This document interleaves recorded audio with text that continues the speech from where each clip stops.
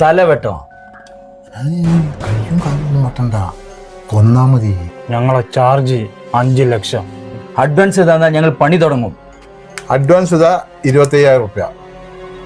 കാര്യം നടന്നാൽ ബാക്കി റെഡി പൈസ. കാര്യം നടക്കാതിരുന്നാ പിന്നെ കഥ മാറും. ഈ പണി എനിക്ക് ചെയ്യാൻ അറിയാണ്ടല്ല നിങ്ങളെ ഏൽപ്പിക്കുന്നത്. മനസ്സിലായിട്ട് നിങ്ങൾക്ക് പിടിച്ചോളി. ഇത് കാര്യം കഴിഞ്ഞിട്ട് എന്നെ കണ്ടാൽ മതി. ഇല്ല, ഞങ്ങൾ ഏറ്റെടുത്ത തന്നെ. ആള് ടർഫിലെ കളി കഴിഞ്ഞ് വൈകുന്നേരം 7:30 മണിക്ക് കലുങ്കിൻ്റെ കൈ കൂടി ഒറ്റക്ക് പോകും. അപ്പാണ്ട് പണി കഴിച്ചാളി. എന്നിട്ട് എന്നെ വിളിക്കാൻ നിൽക്കണ്ട, നേരെ വന്നാൽ മതി. ഓക്കെ.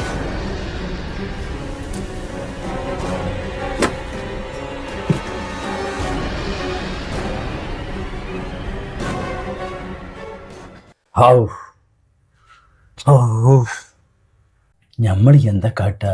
നമ്മൾ ഈ ആൾക്കാരെ പേടിപ്പിച്ച് ഇങ്ങനെ നടന്നു കാണ്ട് നമ്മളെ കൊണ്ട് പറ്റണ പണിയത്. അഡ്വാൻസ് വാങ്ങുകയും ചെയ്ത് എന്തെങ്കിലും ചെയ്യാ?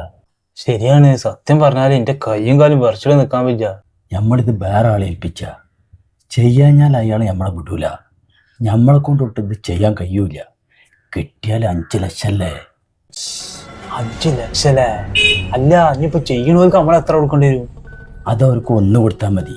നമ്മളിതിൽ കുടുങ്ങാൻ പാടില്ല. വളരെ തന്ത്രപരമായിട്ട് നീങ്ങണം.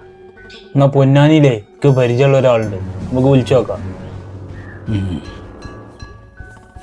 എന്നാ വരും.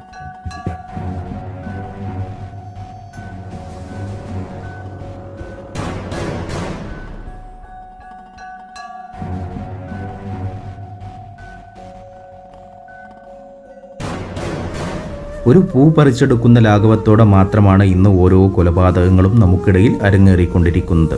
അതും നിസ്സാര കാര്യങ്ങൾക്ക് വേണ്ടി അവിടെ അച്ഛനോ അമ്മയോ സഹോദരങ്ങളോ എന്ന് വേണ്ട ഒരു ബന്ധങ്ങൾക്കും വിലയില്ലാത്ത വിധം നരാധമന്മാർക്കൊപ്പമാണ് നാം ജീവിക്കുന്നത്.